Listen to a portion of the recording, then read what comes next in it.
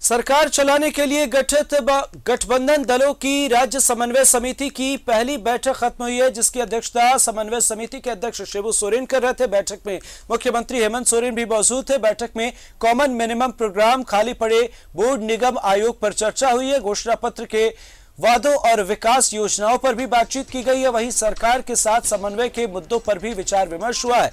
तो अहम खबर अपने दर्शकों को बता दें, समन्वय समिति की बैठक खत्म हो गई है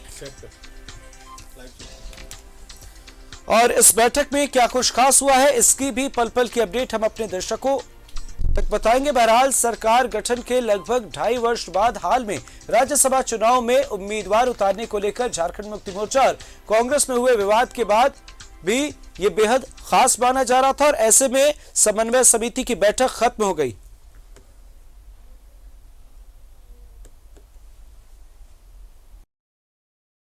सहयोगी विपिन का रुख करते हमारे साथ लाइव जुड़े हुए हैं। विपिन, समन्वय समिति की बैठक खत्म हो गई है, तो क्या कुछ रहा खास?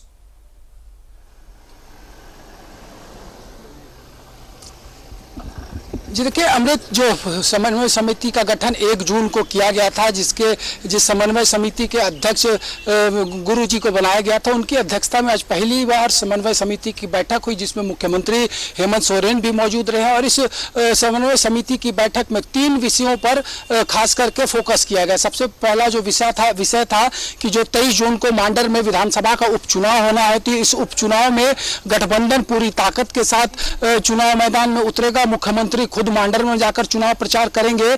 इसके अलावा जो राजधानी रांची में हाल के दिनों में घटना घटी थी, उस पर भी इस बैठक में चर्चा हुई है। और उस चर्चा के बाद जिस तरह से मीटिंग के बाद जो कांग्रेस को कोटे से इस समन्वय समिति में सदस्य बनाए गए हैं सूबे के ग्रामीण विकास मंत्री आलमगीर आलम, उन्होंने साफ तौर पर कहा है कि रांची की घटना के लिए जिम्मेदार जो भी होगा उस पर कार्रवाई होगी, चाहे वो अधिकारी हो या फिर आम व्यक्ति। उन्होंने साथ साथ एक संकेत ये भी दिए हैं कि फिलहाल रांची जिले में आचार संहिता लगी हुई है, इसलिए एक्शन जो लेना है, चाहे वो अधिकारी वर्ग के लोगों के ऊपर अगर एक्शन लेने की नौबत आएगी, तो ऐसे में सरकार को उपचुनाव समाप्त होने तक इंतजार करना पड़ेगा।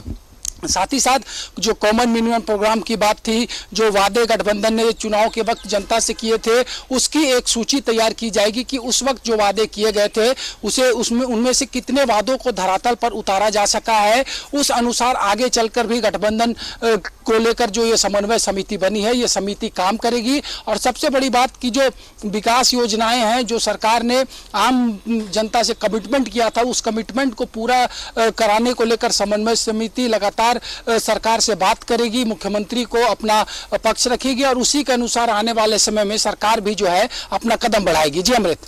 बिल्कुल, बहुत बहुत शुक्रिया इन तमाम जानकारियों के लिए। नजर बनाए रखिएगा, आगे भी आपसे अपडेट लेंगे। बहरहाल बहुत बहुत शुक्रिया। तो हमारे सहयोगी हमारे साथ जुड़े और तमाम उन्होंने जानकारी दी।